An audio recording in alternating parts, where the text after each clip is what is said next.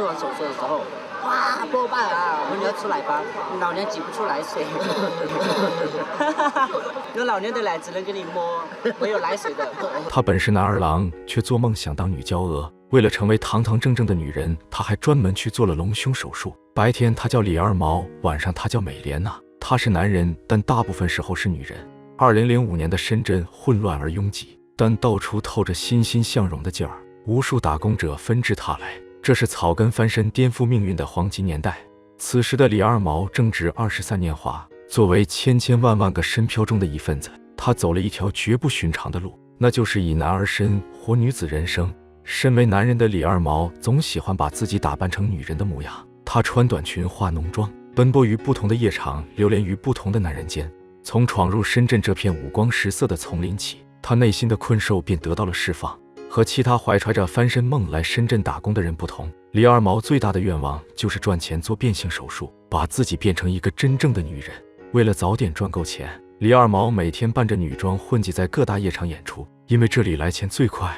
在舞台上，没人听过李二毛，他们只认识美莲娜，一个千娇百媚的 Lady Boy。聚光灯下，一句娇滴滴的"我叫美莲娜"，就能让台下起哄的醉汉们瞬间晋升。在深圳霓虹四射的夜色下，二毛的亮片流苏和红唇闪闪发光。那时的她是比女人还妩媚的夜场女王。导演贾玉川就是从那个时候认识的二毛，他被二毛的生活和经历深深吸引，于是开始了长达17年的跟拍。在这17年里，贾玉川几乎见证了二毛人生中所有震荡的瞬间。但现在，二毛只是一个夜场歌手，她和男友小江住在深圳一个城中村，拥挤的烂尾楼一栋挨着一栋，巷子如蜘蛛网般缠绕在一起，宛如一个巨大的迷宫。二毛每晚都要穿过一条条昏暗的巷子，再爬几层楼才能到家。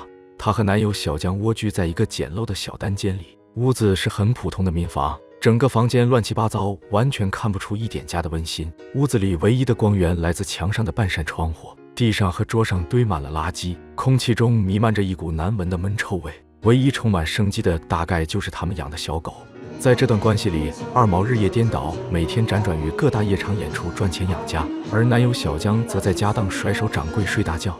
这段在外人看来病态的关系，在他们之间却显得异常和谐。舞台上的二毛光彩夺目，一颦一笑都牵动着那些醉鬼的心，但他其实极度缺爱。二毛的原生家庭是他心口一道无法愈合的旧疤，反复的阵痛一遍又一遍凌迟着他。为梦想打斗的路上，他必须汲取源源不断的爱作为前进的动力。所以即使男友在这段关系里当甩手掌柜，他也心甘情愿。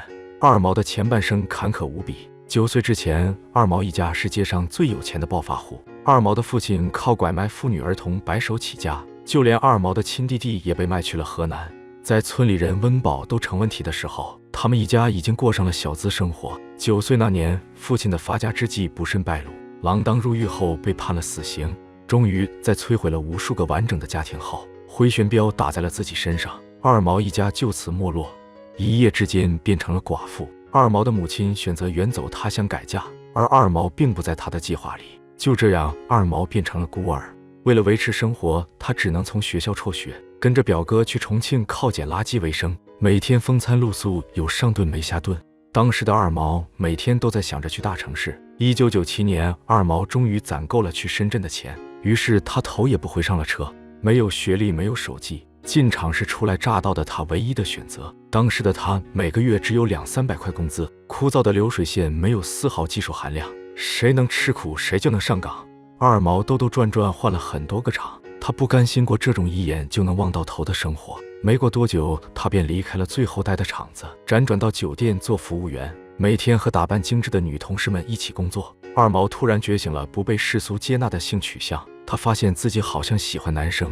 与此同时，他对女装开始提起了兴趣。也是从那个时候开始，二毛彻底放飞了自我。他结识了许多同类朋友，他们都是跨性别者。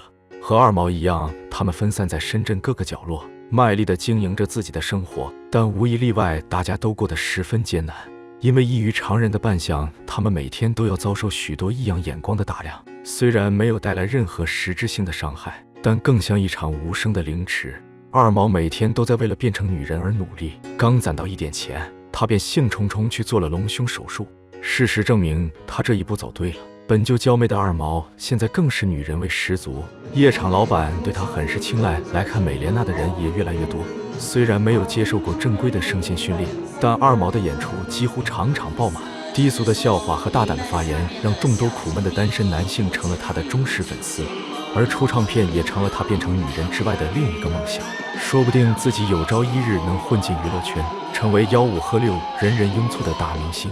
男友小江动用关系帮他联系了一个老板，想让他赞助二毛出唱片。出一张唱片差不多要3万多块钱。老板终究是一个商人，在生意面前，朋友和情谊都得给利益让路。把这些钱砸在一个素人身上，他并不觉得有多值。酒过3巡后，出唱片的事依旧没有定锤。二毛知道这件事算是打水漂了，虽然有些郁闷，但全然没有影响到他追逐梦想的步伐。既然不能出唱片，上更大的舞台，那他就老老实实在夜场跳艳舞。这1年来，二毛为了攒钱做手术，没日没夜的演出。在那个年代，只要努力，就一定能看见收益。他和小江的生活越来越好。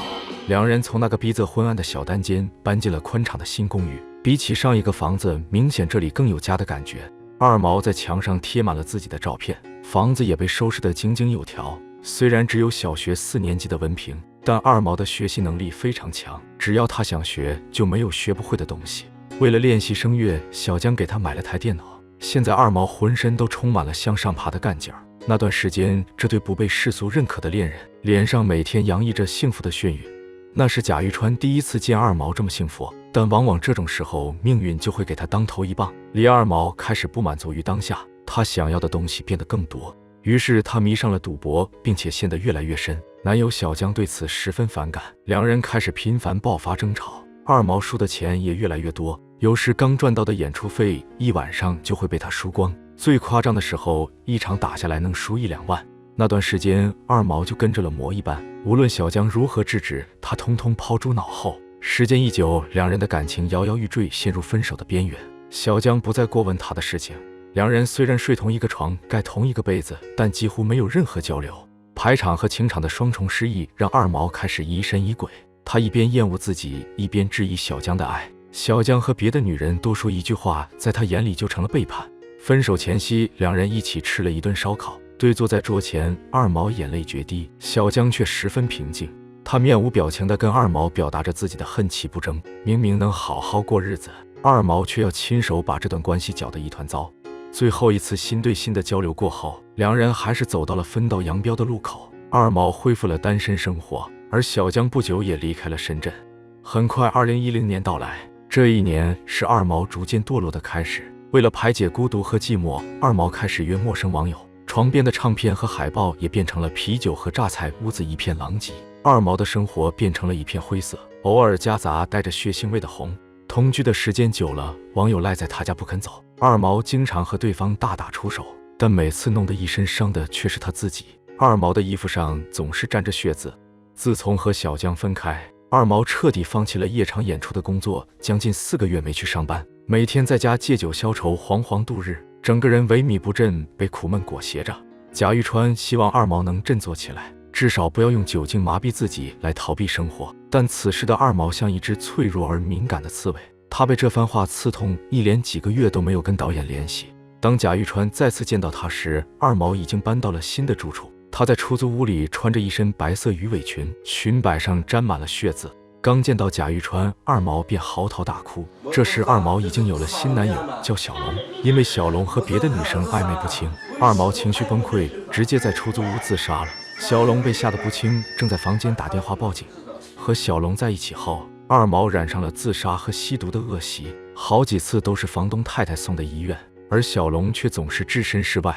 虽然取消了报案，但警察还是找上了门。穿着制服的巡警鱼贯而入，房东也被惊动，跟着上了门。见这个阵仗，他不肯再把房子租给二毛。自从二毛搬进来，这里每天都是鸡飞狗跳，房租也已经好几个月没交。二毛情绪激动，下跪恳求房东不要赶走自己。老太于心不忍，到嘴边的狠话还是没有说出口。很快，二毛和小龙被警察先后带走。或许是看二毛可怜，房东拉着他好一顿嘱咐。不久，两人被放出来，但房东不肯再接纳他们。无奈之下，二毛只能在街边卖掉所有东西。相识多年，贾玉川早已不再是个置身事外的记录者，他组成了二毛生活中极其重要的一部分。贾玉川给他找了个临时住处。坐在出租车上，二毛迷茫不已，他感觉自己的未来一片空白。二毛母亲在得知二毛的情况后直接病倒，一连绝食了3天。二毛感到十分愧疚。二毛重新生出了找工作的念头，但手腕上的各种伤疤却让他畏缩不前。就在此时，继父突然打来电话，让他回趟四川老家，家里有急事。二毛让小龙陪他一起，两人坐上了回四川的绿皮火车。二毛已经忘了多久没回过家，自从来深圳，他仿佛被困在了这里。现在回四川对他来说也许是新的开始。从绿皮火车到大巴，高楼林立的大厦被甩在身后，独属于小县城的嘈杂和烟火气扑面而来。二毛的装扮引得老家的亲戚邻居投来打量的眼光，围观的群众甚至惊动了警察。二毛只能在这些异样的眼神中一遍遍解释自己的祖上3代。等车开到家门口，他才明白继父叫他回来的用意。二毛家的宅基地被邻居霸占，现在不肯归还，二毛必须留下来解决这件事。但眼下他必须找个落脚的地方。亲戚不愿接纳两人，母亲现在已经改嫁，他也不好打扰。二毛和小龙只能在剩下的地方搭棚落脚。除了一片荒山和2口井，父亲什么都没给他留下，但二毛却对生活充满了干劲。好在小龙愿意陪他吃苦，两人把棚子分成了2个区域，一边用来住，另一边用来养鸡。二毛又养了2条狗，无论在深圳还是在老家，二毛总会在身边养1、2条狗，这是独身时的慰藉，也是他生活的念想。刚回来时，二毛试图找政府帮扶，但遭到了拒绝。工作人员说他有手有脚，完全可以靠自己。这次回老家，二毛和小龙互相扶持，经营着窘迫的生活，竟然一次争吵都未发生，感情也更近了一步。现在的二毛身上已经看不见美莲娜的影子，那个在霓虹灯下熠熠发光的夜场女王，现在变成了一个被柴米油盐困住的农夫。在老家这段日子，二毛展现了超凡的生活能力。四川的冬季寒风凛冽，刺骨的低温之下，两人的床褥只有几堆干稻草。一到夜里，棚子上到处都是凝结的水珠，寒冷至极。但对乐观的二毛来说，金窝银窝都不如自己的狗窝，至少住在这里不用交房租。二毛这次回家，原想老老实实做个农民，但亲戚邻居的闲言碎语却让他五味杂陈。他们时不时便聚在大街上，肆无忌惮地打量着二毛。二毛早已习惯了这种目光，所以他并不在意，生活也没受到影响。他现在只想留在老家好好过日子，等存够钱就在家里开个养殖场。临近年关，马上就是新年，这是两人在棚子里过的第1个年。二毛十分重视，他去集市买了对联，又带小龙去了婆婆的墓地。也许是白天在墓地的话打动了小龙，夜里小龙表明了自己的心迹，他决定好好跟二毛过日子。他让二毛不要事事逞能，2个人在一起就是要互相依靠。躺在床上，两人开始规划起之后的生活。他们打算挖个池塘，再挖点地种菜。说干就干，两人的生活经营得越发起色。这天，二毛的祖叔过来看他，贾玉川才知道二毛家还有过一段历史的往事。村里都知道二毛的父亲靠拐卖发家，为了钱甚至把自己的亲儿子都卖了。但在这之前，他还吃掉了二毛的大哥。当时家里穷，大哥生下来没养活，为了填饱肚子，才有了这么一出。谈起这些往事，二毛的脸上风轻云淡，仿佛在讲别人的故事。从小到大，苦难如影随形，现在的他已经能做到处变不惊。很快到了除夕夜，这一年是2013年，烟花在夜空中绽放，鞭炮声此起彼伏。在深圳待了这么多年，二毛第一次过这么隆重的年。两人待在窄小的棚子里，对未来充满了期许。夜里，两人躺在床上，小龙主动袒露起自己的心路历程。两人原本是在网上认识的，一开始小龙只是单纯想骗二毛的钱，结果发现二毛比他还穷，一来二去有了感情，小龙有点钱都拿来给二毛买东西了，两人就这么凑合过着。人们总喜欢把喜事和新年安排在一起。二毛去镇上赶集时，刚好碰到一场婚礼，他的眼里满是艳羡。二毛一直憧憬自己能拥有一次被世俗认可的婚礼，如果可以，他一定要风光大办，在村里摆满流水席，还要有几个大音箱。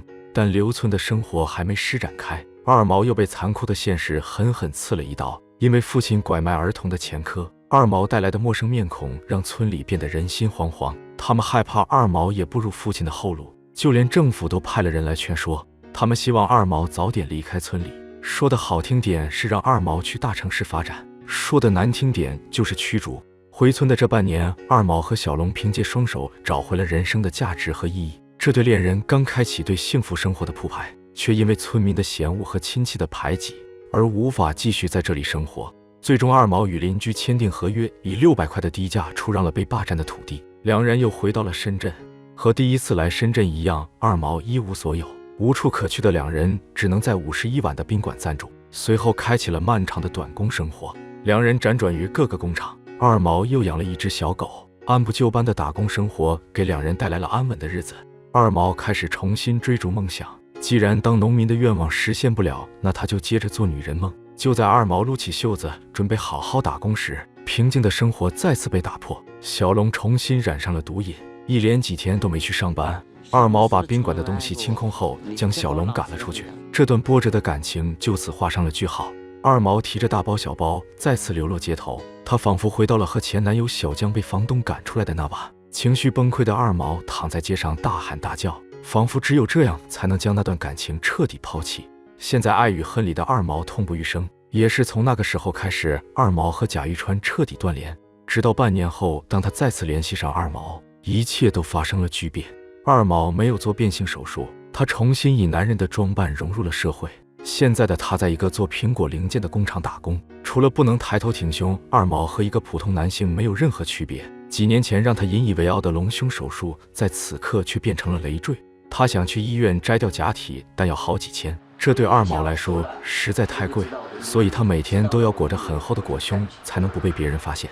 二毛就这样谨慎而小心地活着，但安稳的工作没做多久，二毛担心的事情还是发生了。他的秘密被一个工友发现，厂里一个年纪大的老员工看不惯二毛，直接动手打了他一顿，还差点要了他的命。二毛在警局外哭得撕心裂肺，这一次他不是为自己的经历，而是害怕失去这份来之不易的工作。他想变回真正的男人。导演贾玉川实在不忍看着二毛在痛苦中挣扎，便为他联系了一家医院，免费摘除假体。手术前，二毛进行了最后一次表演。这是写人的一生，也就是我的一生。你知道我只爱着你，你知道我还想着你。但噩耗再次传来，二毛的手术暂缓了，他被查出了艾滋病。二毛的世界仿佛有什么东西坍塌了。他告诉导演，如果真的得了艾滋病，他只想做3件事：第一，回老家给父亲挖一座坟，好好给他上一炷香；第二，去一次香港；第三，喝酒。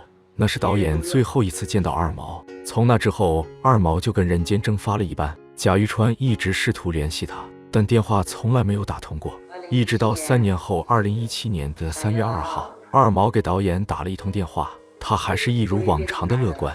他做手术把假体摘了出来，现在的他是一个真正的男人。小时候算命的说二毛以后得靠女人吃，却没想到是以这种形式。别人只能活一种人生，但他半辈子的光景，男女2种人生都体验过了。二毛向导演展示自己的胸部，虽然摘掉的是假体，但他却觉得心里空荡荡的，仿佛有什么东西也跟着假体消失了。这是二毛的最后一通电话。2年后，二毛在四川老家病逝，年仅40岁。这段漫长的跟拍记录得以画上句号。说实话，看完这部片子，我久久无法平静。二毛的一生唏嘘而波折，他一遍遍被苦难击溃，又一次次救自己于水火之中。在那个视跨性别人视为异类的时代环境下，二毛忽略所有异样的眼光，为自己想要的人生不遗余力地奋斗着，与坎坷的命运不停抗争着。他坚韧而乐观，做女人时放浪形骸恣意生长，做男人时一丝不苟勤勤勉勉。然而如此不羁的他，却轻易被情爱束缚，总是在爱与恨中纠缠和崩溃。等他顺应时代洪流，重新回到社会，但还是敌不过残酷现实向他刺来的剑刀。回顾李二毛的这一生，他开朗乐观，内心柔软，不管是男人还是女人，李二毛都是一个极具魅力的人。他短暂而崎岖的一生如烟花一般，在夜空肆意绽放后，最终归于平静。除了这部片子，仿佛一切都没发生。1978年，当四川渠县山村的蝉鸣声里传来婴儿啼哭时，没有人会想到这个名叫李二毛的男婴，未来将用40年生命演绎一场关于性别尊严与生存的悲歌。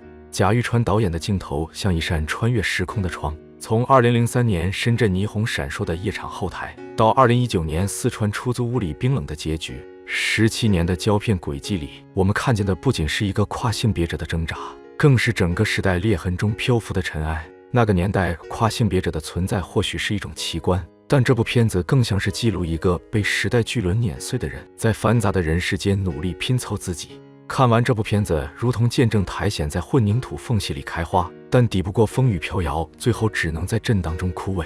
李二毛用一生追问我到底该成为谁，答案却随着城中村拆迁、夜场文化没落、乡村空心化而愈发模糊。他曾说，别人只活一种人生，我活了2种，可这2种人生竟都是荆棘路。他追逐爱，却困于性别与贫穷的枷锁；他渴望尊严，却被偏见撕成碎片。在贾玉川的镜头下，他的每一次笑都带着泪，每一次坠落都溅起星火。社会笑他不男不女，却纵容人贩子的能干；夜场捧她如女王，转身又将她推入赌桌与毒品的深渊。他的悲剧何尝不是一面照妖镜，照见底层跨性别者的生存困境，照见笑贫不笑娼的荒诞。